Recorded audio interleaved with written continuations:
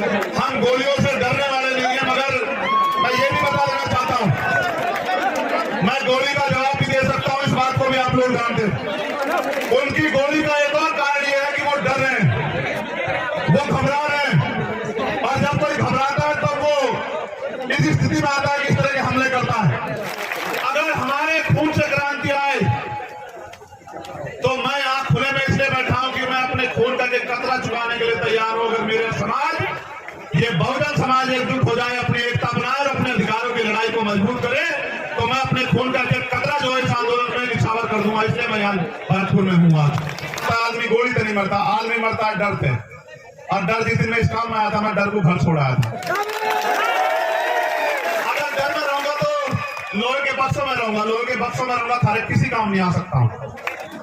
अभी वो गोली नहीं बढ़ी जो आपकी ममता को चीर के पार निकल जाए, ऐसी गोली बड़ी नहीं है अभी, आप चिंता मत करो। मैं ये बताना चाहता हूं जालिमों को, ना आपकी गोलियों से मेरी आवाज कमजोर पड़ी ना पड़ेगी। मैं कल भी हिस्सेदारी अधिकारों के लिए लड़ रहा था और आज भी लड़ता हूं, कल भी लड़ता रहूंगा, जब तक मेरे जिस्म में लहू का आखिरी कतरा रहेगा, जब तक मेरे अंदर आखिरी सांस रहेगी, मैं आपके अधिकारों के लिए, आपको अपने पैरों पर खड़ा करने के लिए, आपको ताकतवर बनाने के लिए लड़ता रहूंगा। ये वचन देने के लिए मैं आज भक्त छुड़ाया। उनको ये चुभने लगा कि आज एक लाखों चंद्रशेखर खड़े हो गए हैं, आज हर गली में चंद्रशेखर है, इस भरतपुर में हजारों चंद्रशेखर हैं जो सीना तान के खड़े हैं, जो जवाब देना चाहते हैं। ये उनको चुभने लगा। वो लोग अपनी सरकार के मंचों में बैठ के कहते हैं, जो कल तक हमारे जूतों के फीते बांधते थे, इस संविधान की वजह से हमारे सर पे चढ़ के बैठ गए हैं। ये वो कहते हैं। मेरी लड़ाई यह है कि संविधान ने जो अधिकार आपको दिए वो सुरक्षित रहे और वो लागू हो। मैं अपनी बात को शुरू करूं, अगर अब आप बीच में खड़े नहीं होंगे तब मैं शुरू कर सकता हूं। बार बार बीच में टोकने गाने में अभी ये माइक भी खराब हो गया है। आपके और मेरे और भरतपुर के बीच में कई का समस्या आई है। एक बार मैं पहले भरतपुर आने का प्रयास कर रहा था, तब सूबे के मुख्यमंत्री मेरे और आपके बीच में आ गए। उनको उस प्रोग्राम में आना था और मैं उनके साथ आना नहीं चाहता था, क्योंकि उनकी सरकार में बहुत अच्छे काम नहीं हो रहे हैं, तो मैं फिर उस दिन नहीं आया। आज मैं आना चाह रहा था, प्रोग्राम तय हुआ तो आपसे पहले गोली मेरे पास चली आई, और अब मैं जब अपनी बात रखना चाह रहा था तो ये माइक खराब हो गया। मगर मैं ये समझता हूं कि ये सारी मुसीबतें भी मुझे आपसे अपनी बात रखने से रोक नहीं पाएंगी। आज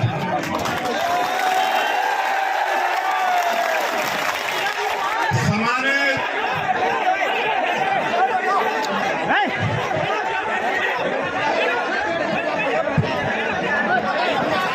हमारी सबसे बड़ी समस्या यही है कि समस्या हमारे खुद के अंदर है, और हम दूसरे आदमी को कहते हैं तू बैठ जा, तू बैठ जा। जिस दिन हम खुद बैठ जाएंगे ना, जिम्मेदार बन जाएंगे, उस दिन सारी समस्या खत्म हो जाएगी। बैठते क्यों नहीं, खा लिया तुम्हें, क्यों नहीं बैठते हो? ये जो नीले पट्टे बैठ गए, तुम पत्रकार हो गए, क्यों नहीं बैठते हो?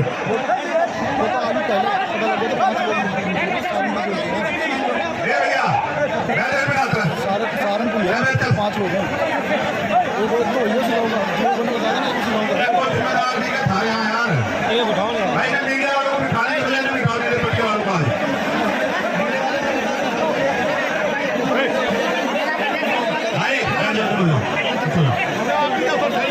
भाई तब भी मानने को राजी नहीं, तब मेरी सभा खराब करके मैं जा रहा है, क्या करोगे इसका?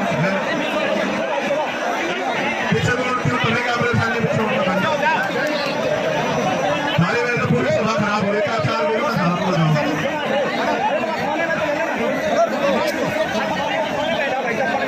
हमारे यहाँ तो मीडिया के भेष में आ रहे हैं गोली चलाने वाले। ये तो हमारी सीमा देखो, तब मैं छाती में खड़े रखते हैं। आप हो जाओ यार, पीछे दो रात पीछे करवाने पड़े, फिर भारी हो जाएगा सारा काम, बुरा लगेगा। सारा सभा खराब कर रहे हो, फिर टाइम की मजा नहीं है। भाई बैठ जाओ, चलो बात सुनो, बैठ जाओ तुम, बैठो भाई, बैठ जाओ।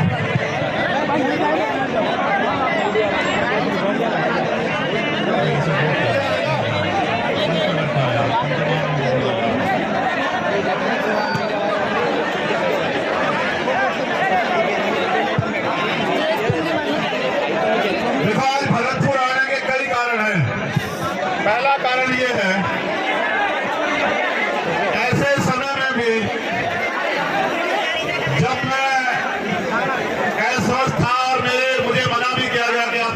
की और तमाम तरह की विरोधियों द्वारा भी मेरे खिलाफ षड्यंत्र किए जा रहे हैं। फिर आज मेरे कंधों पे जिम्मेदारी थी कि मैं यहाँ आपके बीच आऊं और मैं अपनी 1 मिनट भी अब किसी को कुछ कहने में खराब नहीं करना चाहता। मैं आपसे बात करना चाहता हूं। उसका एकमात्र कारण यह है कि आप अपनी मेहनत की खून पसीने कमाई लगा के यहाँ काम छोड़ कर आए और आप यहाँ से मेरी बात को सुनकर ना जाओ और उस पर अमल ना करो, तो इससे आपके जीवन में कुछ नहीं बदलने का और मेरा भी कुछ भला नहीं होने का। क्योंकि पहली जो सबसे ज्यादा जरूरी बात यहाँ आने की वो ये है कि मैं जब भी राजस्थान आया किसी भी अन्याय के खिलाफ लड़ने के लिए, राजस्थान के साथियों ने पल के बिछा के मेरा स्वागत किया, मुझे हिम्मत दी, मुझे ताकत दी, मेरी रक्षा सुरक्षा की। इसके 2 रुपये के चक्कर में ना पड़े, नाश ना करो, चैन तक बस यार। दूसरा, मैं ये उन लोगों को बताने के लिए आया हूं जिन्हें लगता है कि मैं गोलियों से डर जाऊंगा। मैं उनको भी ये बताने के लिए आया हूं कि मैं जिस रास्ते पर निकल के चला हूं, मुझसे पहले भी बहुत सारे महापुरुषों ने तमाम तरह के अन्याय आरोप पर बाबू जगदेव प्रसाद कुशवाहा को तो ऐसी सभा में गोली लगी। हम उनको मानने वाले लोग हैं। भगवान बुद्ध, संत कबीर, गुरु नानक देव, संत गुरु रविदास जी को मानने वाले लोग हैं। राष्ट्रपिता ज्योतिबा फूले, छत्रपति साहू जी महाराज को मानने वाले लोग हैं। हम सर छोटू राम बाबा साहब अम्बेडकर को मानने वाले लोग हैं।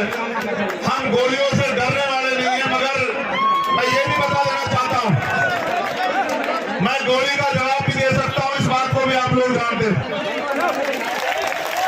अगर मैं गोली का जवाब शांति से दूंगा हमेशा, मैं आज भी आपसे अपील करूंगा कि आप शांति बना के रखो। उनकी गोली का एक और कारण यह है कि वो डर रहे हैं, वो घबरा रहे हैं, और जब कोई घबराता है तो वो इस स्थिति में आता है कि इस तरह के हमले करता है। आप ये जानते हो कि वो मुझे सीबीआई, ईडी, इनकम टैक्स से नहीं डरा सकते, वो मुझे मुकदमों जेल से नहीं डरा सकते। मैंने भारत की सबसे बड़ी जेल तिहाड़ भी 2-2 बार काटी है। मैंने 16-16 महीने जेल काटी है। मैंने यहाँ राजस्थान की जयपुर की जेल भी काटी है। मुझे वो जेल से नहीं डरा सकते। मैं उन नेताओं जैसा नहीं जिनके मुंह पे टेप लग जाए, इसलिए उन्हें लगा कि वो गोली से मेरा मुंह बंद कर देंगे। मैं आपको वचन देकर कहता हूं कि कोई गोली मेरा मुंह बंद नहीं कर सकती आपकी लड़ाई लड़ने के, आपकी हक की आवाज उठाने के लिए। तो ये मेरा संदेश उनको भी है कि मैं आपकी गोलियों से नहीं डरूंगा। अगली बार फिर तैयारी करना। मेरी माओ बहनों का, मेरे भाइयों का प्यार आशीर्वाद मेरे साथ है। जब तक इनका प्यार आशीर्वाद मेरे साथ है, मैं कहीं नहीं जाने वाला। जब तक कुदरत ने मुझे जिंदगी दी है, मैं जिंदा दिल से जीऊंगा, शेर की तरह जीऊंगा, आपके बीच रहूंगा। दूसरी बात,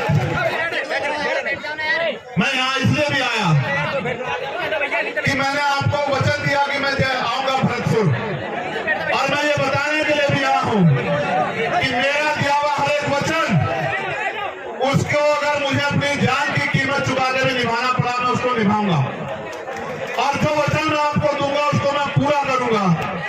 अगर मेरी मुझे जान की बाजी भी लगानी पड़ी, उसके लिए भी मैं तैयार रहूंगा। ये बताने के लिए मैं यहाँ हूं।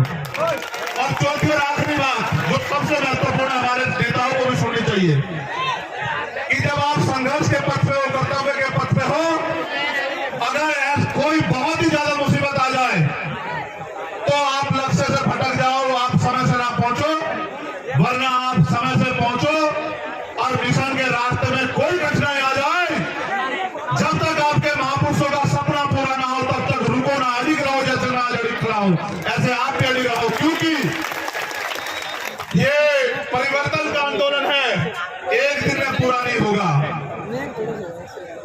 हजारों लोगों की कुर्बानियां होगी।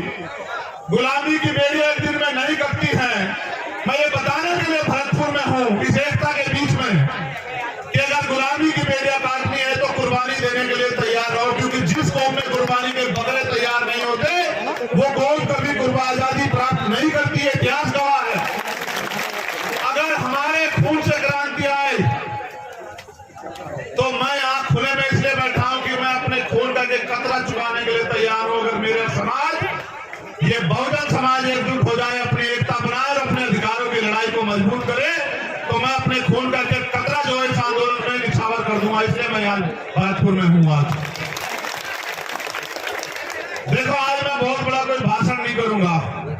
ये सच है, मेरी भी इच्छा है कि मैं जिंदा रहूं। जिंदा रहने की इच्छा इसलिए नहीं है कि मुझे बहुत बड़ी कुर्सी में बैठना है, आपकी दी हुई प्लास्टिक की कुर्सी, और अगर आप जमीन पर बिठाते वो भी मेरे लिए महलों की कुर्सी, हीरो के ताज से बढ़ते हैं। लेकिन सवाल ये है, आज तो मैं महसूस कर रहा हूं बात मेरी जान की नहीं है। मैं चला जाता, मेरी माँ एक दिन रोती, मेरे भाई और एक दिन रोते, मेरे बालक को तो ये भी नहीं पता कि उसका पिता गया कहाँ है। वो तो कभी जब वो समझदार होता उसको पता लगता कि उसका बाप कहीं गया था और रास्ते में इस तरह मारा गया। लेकिन सच ये है कि जो लोग इस आंदोलन में मुझसे उम्मीद करके, भरोसा करके जुड़े हैं, मुझे अपने से ज्यादा उनकी परवाह, उनका हौसला ना टूट जाए, इसलिए मैं भरतपुर आया कि उनको ये ना लग जाए कि भाई गोली भी लग सकती है। गोलियां तो लगेगी भाई, जिन्होंने अधिकार छीन रखे, जो कुर्सी में बने बैठे हैं, अगर आप उनसे अधिकार लेने का काम करोगे, सत्ता छीनने का काम करोगे, तो गोली भी चलेगी, मुकदमे भी होंगे, जेल भी जाना पड़ेगा, और भी मुसीबत आएगी, इनका सामना भी करना पड़ेगा। और आज मुझे बड़ी खुशी है कि आज मेरे पैर से बहुत सारे कंधे हैं कि अगर चंद्रशेखर चला भी गया तो ये आंदोलन रुकने वाला नहीं है, इतना भी मुझे भरोसा है पूरा। मुझे देखो, आप लोग खतरे से वाकिफ हो, मैं आपको घटना भी बता देता हूं, फिर मैं आपसे काम की बात करूंगा। जब मेरा टेक्निकल मुआयना होने चला गया, मेरे कपड़े, जब मेरे कपड़े आएंगे तो आप देखना बनियान में और शरीर में कितनी जगह होती है। बोलने वाला तो कोई कुछ भी बोलता रहे, मैं सस्ती लोकप्रियता की राजनीति करता नहीं हूं, आप जानते हो इस बात को। जब मेरे कपड़े आएंगे आप देखना, या पुलिस का बयान आएगा आप सुन लेना, वहां की पुलिस भी हमारी नहीं, वहां की सरकार भी हमारी नहीं। मैं अपने साथियों को भी बता दूं कि जितनी जगह बनियान में और शरीर में होती है उसमें वो 3 छेद है, 3 गोली गई है वहां को, मगर एक लगी, वो भी इसलिए लगी क्योंकि उनकी इच्छा भी मजबूत थी, लेकिन वो बची इसलिए क्योंकि आपका प्यार ज्यादा ताकतवर था।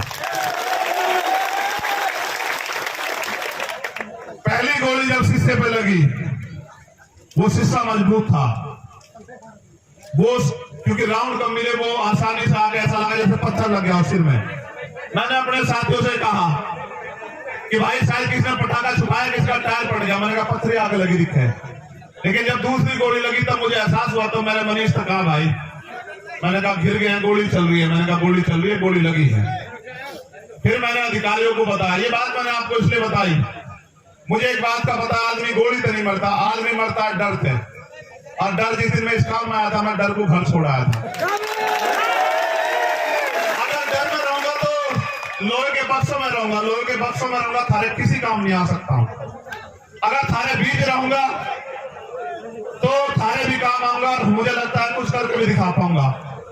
तो मुझे, जैसे मेरी जान को खतरा है, पूरे भारत में भीम आर्मी आजाद समाज पार्टी के माध्यम से, और हमारे बहुजन पत्रकार भी, ये भी बात कहनी पड़ेगी, हमारे पत्रकार जो बहुजन समाज के हैं भाई, या जो ईमानदार पत्रकार हैं देश में, या जो ईमानदार से लड़ाई लड़ रहे हैं भीम आर्मी आजाद समाज पार्टी के लोग, या किसान सभा के लोग, या हमारे जाट महासभा के लोग, या अन्य कोई बहुजन संगठन जो ईमानदार से लड़ा रहे हैं, उन सबकी जान को खतरा है। आप मेरे लिए सुरक्षा की मांग कर रहे हो, मैं यहाँ भी सुन रहा था। कितने लोग इस सुरक्षा की मांग करोगे आप बताओ, और किस किस की सुरक्षा सुनिश्चित हो सकती है? इस सुरक्षा को सुनिश्चित करने का एकमात्र माध्यम है कि जो लोग सुरक्षा देने वाले हैं उनके हाथ आपके हो जाएं।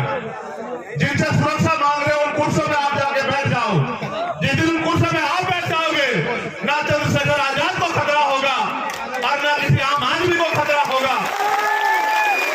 चाहे राजस्थान हो या उत्तर प्रदेश, भयमुक्त शासन आएगा, भयमुक्त। हर आम आदमी, चाहे वो किसान हो, कामगार हो, मजदूर हो, कोई बहन हो, कोई बिटिया हो, कोई बच्ची हो, कोई बुजुर्ग हो, जब ऐसे लोग कुर्सी में बैठेंगे जो सबकी सुरक्षा चाहते होंगे, जिनका लक्ष्य होगा कि हर कमजोर को बुनियादी सुविधाएं, अधिकार, स्वाभिमान, सम्मान की जिंदगी मिले, इंसानियत बनी रहे, तब जाके व्यवस्था बदलेगी, वरना आप नहीं कर पाओगे इतने लोगों की सुरक्षा। क्योंकि आज जो सरकार में बैठे हैं उनका एकमात्र लक्ष्य ये है कि जो भी आपके खिलाफ आवाज उठा रहा है, उस आवाज को किसी भी तरह कुचल दो। अगर मुकदमों से डर जाए, मुकदमों से डरा दो। अगर पैसे से खरीदा जाए, पैसे से खरीद लो।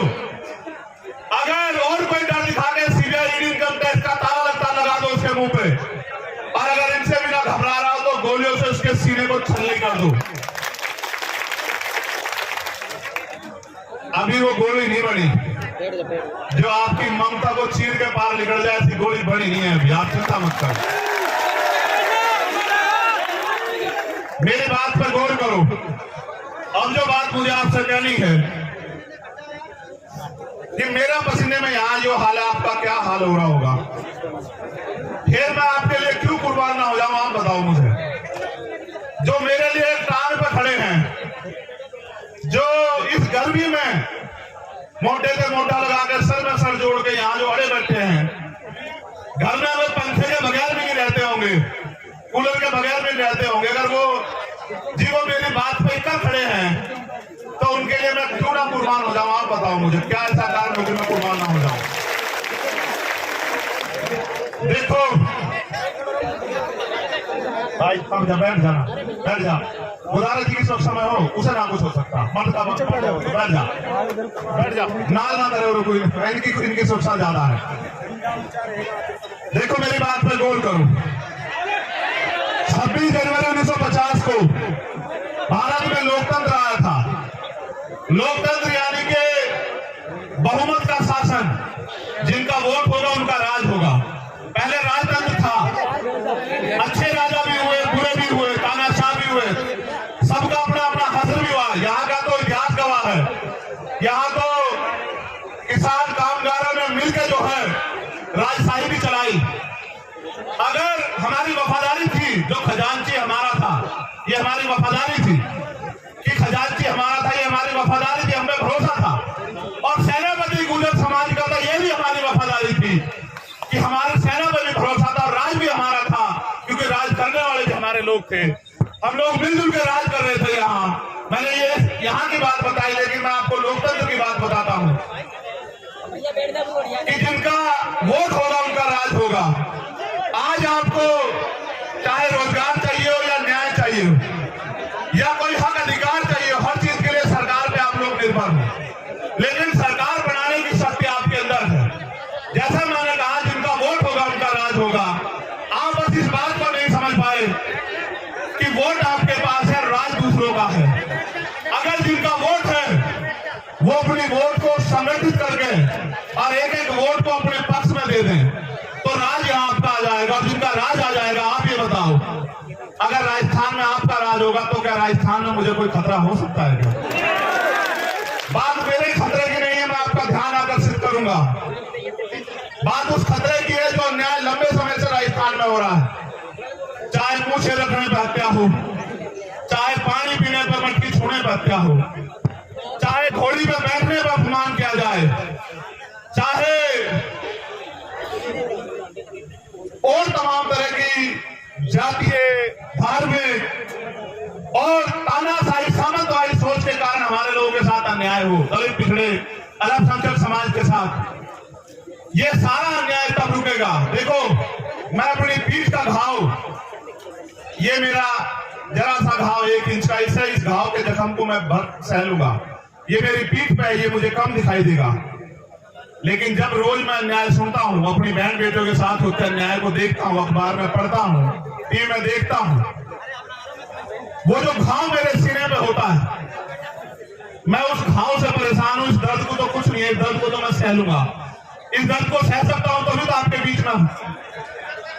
लेकिन जो घाव मेरे सीने पे रोज, चाहे वो राजस्थान से लगे, चाहे वो उत्तर प्रदेश से लगे, मध्य प्रदेश से लगे, उड़ीसा से, बिहार से, दिल्ली से, मध्य प्रदेश से, उत्तराखंड से, हरियाणा से, पंजाब से, जो अन्याय हो रहा है देश की सरकारों में, वो जो घाव मेरे सिरे में लगते हैं, मैं ये सोचता हूं कैसे रोकूं इस अन्याय को। मेरी बहन ओम प्रकाश रैगर की से बड़े वाली छोटे वाली गुड़िया यहाँ बैठी है। जब मैं आया था मेरे गले लग के उसकी आंखों में भौंकता थी।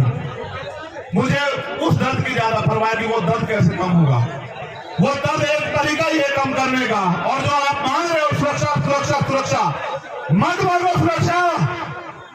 इन नालायक सरकारों से कोई सुरक्षा मत मांगो, आप सुरक्षा तंत्र खुद बनो।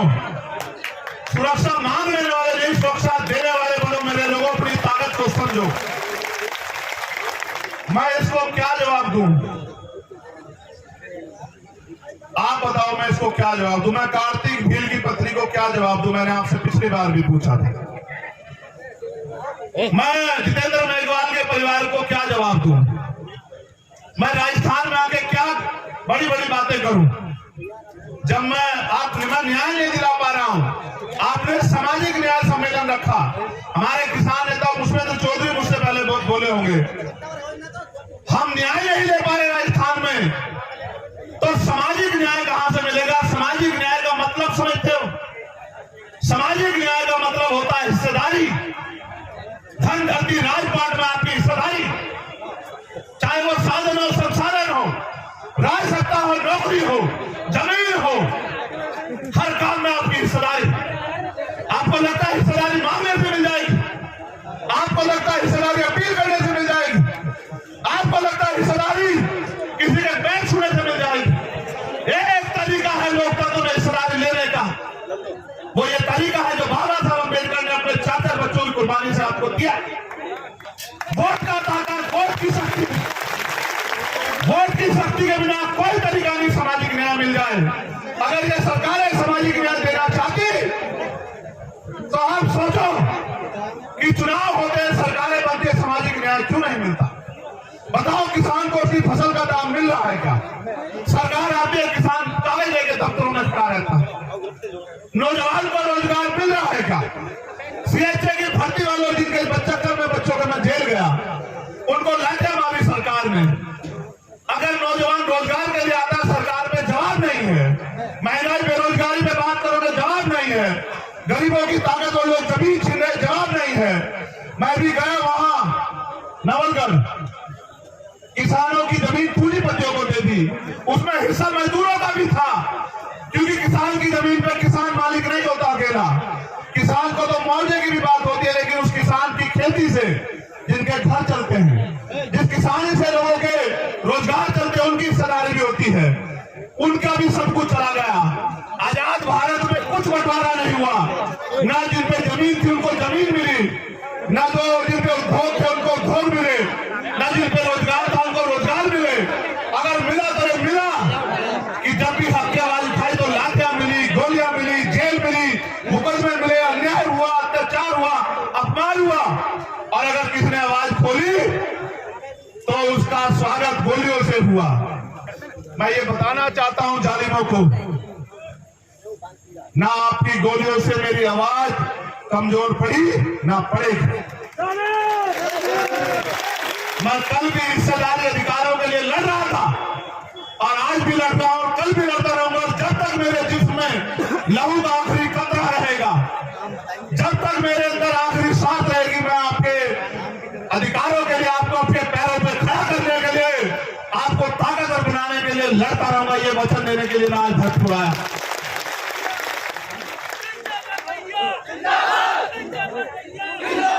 एक खबर मेरे हाथ में दी है, पुलिस के लोग यहाँ होंगे। करौली जिले के 4 लड़के भी भरतपुर पुलिस ने थाने बंद कर दिए हैं। वो बस में खड़े, छत पे नारेबाजी हो रही थी, तुम इतने मत गिरो, यहाँ के लोग हो, इस सरकार के लोग हो। ये लोग जिस दिन, मैं कह रहा हूं ना, जिस दिन ये क्रांति यहां से जन्म लेगी, तुम्हारी सरकार भी उखाड़ फेंकेगी। इस बार याद रखना। क्या मेरे लोग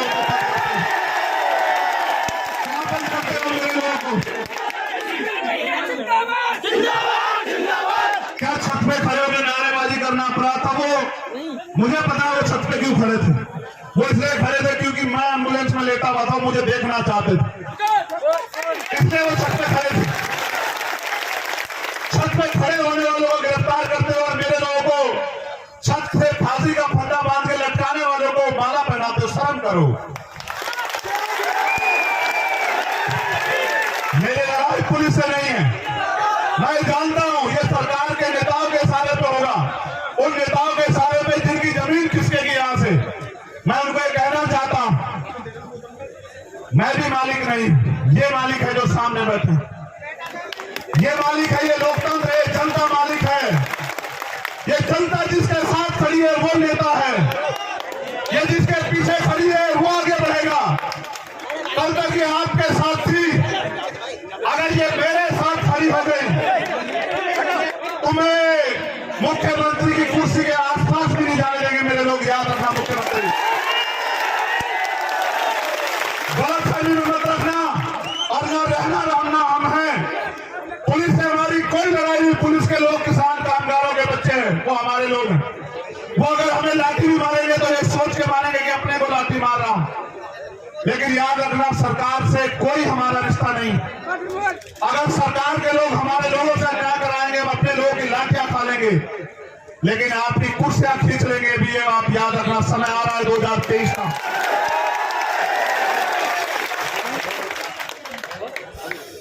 यहां एक जो प्रोजेक्ट है ईस्टर्न राजस्थान कैनाल प्रोजेक्ट, जो लंबे समय से यहां रुका हुआ है, और यहां से जो जल संसाधन मंत्री उन्होंने कहा कि पहले मुख्यमंत्री बता दो तब 6,000 करोड़ रुपए का प्रोजेक्ट दूंगा। मैं ये भी बता दूं, ना तो 6,000 करोड़ रुपए उनके, वो जनता के टैक्स का पैसा है। मैं आपको एक जानकारी दे दूं इस बात के साथ, जो पैसा सरकार खर्च करती है, चाहे केंद्र की करे स्टेट की, वो पैसा जनता के टैक्स का पैसा होता है, सरकार का नहीं होता। सरकार के लोग अपने घर से पैसा नहीं लाते। तो जो केंद्रीय जल संसाधन मंत्री हो गए फिर भी पद मांग रहा है, उससे ज्यादा उम्मीद मत करो आप लोग। इसलिए ये प्रोजेक्ट इसलिए रुका हुआ है क्योंकि वो इसके नाम पे आपसे वोट लेना चाहते हैं।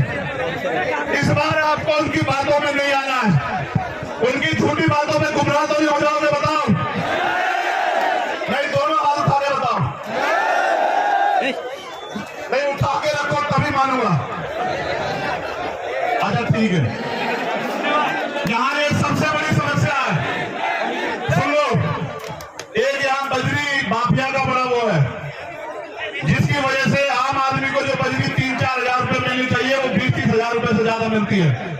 और फिर वो जो उनको रोकता है उसके साथ वो किसी घटना को भी अंजाम देते हैं। सरकार सोई भी है, सरकार को नहीं दिखता है, सब सरकार का संरक्षण है उनको। नकल माफिया का मामला आप देखते हो सरकार में कि सारे पेपर जो है वो भर्तियों से पहले लीक हो जाते हैं। अब मैं आपसे एक बात जानना चाहता हूं,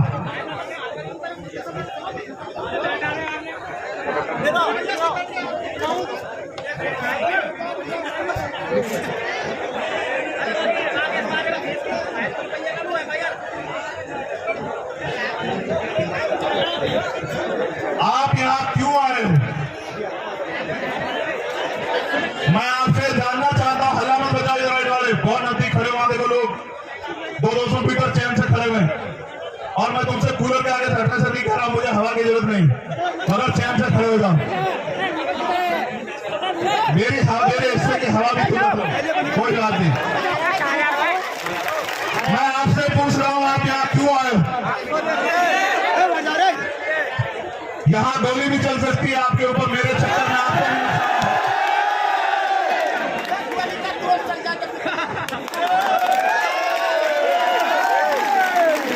मैं अपनी डिप्लोमा से पूछना चाहता हूं, मैंने तो कभी आपके लिए 1 रुपए का काम नहीं किया, क्यों आई हो? तुम चुप हो जाओगे तो नहीं सुनूंगा मैं।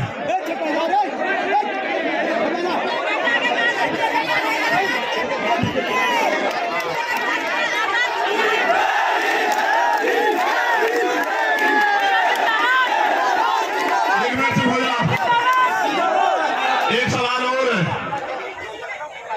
ये गरीब, आपका ये गरीब खून जो है ना, ये खटक बहुत रहा लोगों की आंखों में। क्या ये आपका आशीर्वाद आगे भी मुझे मिलेगा? ऐसा तो नहीं जब अमीर आ जाएंगे तो अपने गरीब बेटे को भूल जाओगी, अपने इस भाई को भूल जाओगी।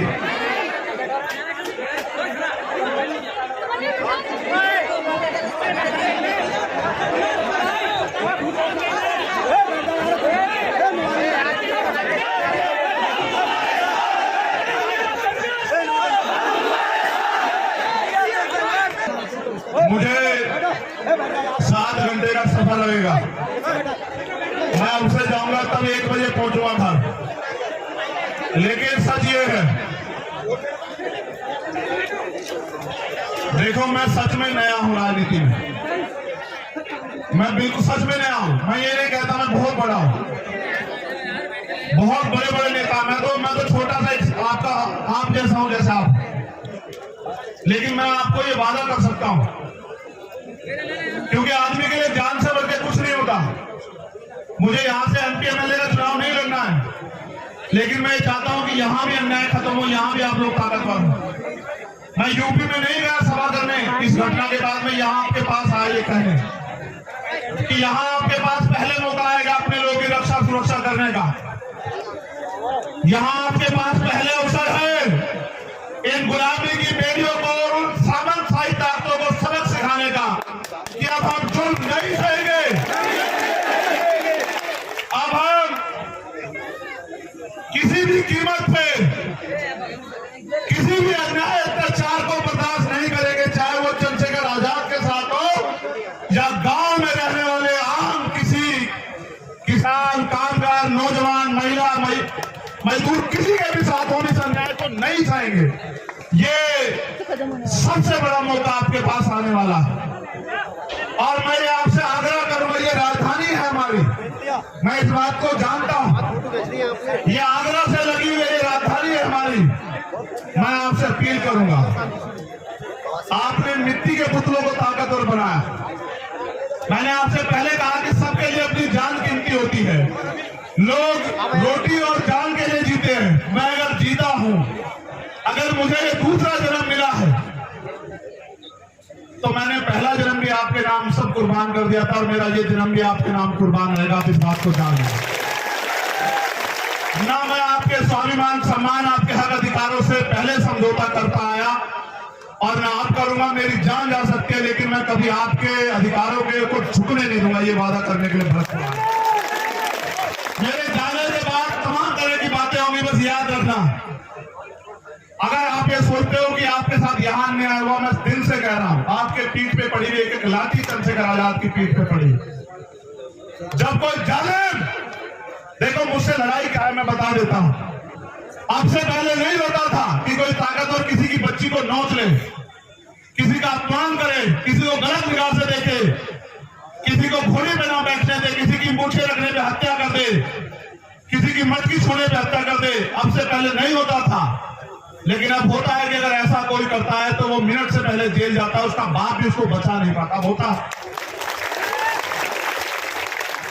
जो ये सोचते थे कि ये किसान कबीले, दलित, पिछड़े, अल्पसंख्यक समाज के लोग, आदिवासी समाज के लोग उनकी जागीर है, उनके गुलाम है, इनका शोषण करना उनका जन्मसिद्ध अधिकार है, आज वो लोग मिनट से पहले जेल में जाते हैं, उनको सजा होती है। उनको ये चुभने लगा कि आज एक लाखों चंद्रशेखर खड़े हो गए हैं, आज हर गली में चंद्रशेखर है, इस भरतपुर में हजारों चंद्रशेखर हैं जो सीना तान के खड़े हैं, जो जवाब देना जानते हैं। ये उनको चुभने लगा। वो लोग अपनी सरकार के मंचों पे बैठे कहते हैं कि जो कल तक हमारे जूतों के फीते बांधते थे, इस संविधान की वजह से हमारे सर पे चढ़ के बैठ गए हैं। ये वो कहते हैं। मेरी लड़ाई ये है कि संविधान ने जो अधिकार आपको दिए वो सुरक्षित रहे और वो लागू हो और नए अवसर पैदा हो और भारतीय संविधान सुरक्षित रहे और बाबा साहब अम्बेडकर, सर छोटूराम और चौधरी चरण सिंह, चौधरी कुंभाराम आर्य, कोतवाल धन सिंह गुर्जर, जननायक बिरसा मुंडा और मान्यवर काशीराम साहब के अधूरे सपने पूरे हो। यही मेरा सपना है, इसलिए मैं राजस्थान में हूं और मैं जानता हूं, नहीं मुझे बोलने दो, मैं जानता हूं ये तभी पूरा होगा जब आपके हाथ मेरे कंधे पे होंगे और फिर ऐसा शासन आएगा जैसे राजा सूरजमल का शासन था, जहां सेना भी हमारी, जहां कोष भी हम पे और जहां राज भी हमारा और सम्राट अशोक जैसा राज, वो तभी आएगा जब आप एक हो जाओगे। बहुत बहुत धन्यवाद। आपके प्यार, आपके आशीर्वाद की अभिलाषा रखता हूं और ये उम्मीद करता हूं कि अब की बार आप मेरे हाथों को मजबूत करोगे और मेरे पीठ का जख्म बढ़ जाएगा, लेकिन मेरे दिल के जख्म को कम करने का काम करोगे, ऐसा मुझे विश्वास है। 20 अगस्त को जयपुर में हमारा महासम्मेलन है। मेरी निगाह रहेगी भरतपुर के मेरे सम्मान की रक्षा करने के लिए जयपुर जरूर आएंगे। मैं भी आपसे वादा करता हूं, समय का कोई पता नहीं, मेरी लड़ाई किसी जाति धर्म से नहीं। मैं मानता हूं हर जाति धर्म में अच्छे बुरे लोग हो सकते हैं, उनकी अपनी समस्या हो सकती है, लेकिन अगर सब ठीक रहा और मेरे अंदर जान रही, मैं आपका स्वागत करने के लिए जयपुर 20 अगस्त को जरूर आऊंगा। क्या हुआ? ये हुआ कि हमारे किसी और ने लौट गए और हमारे खेतन ले रहा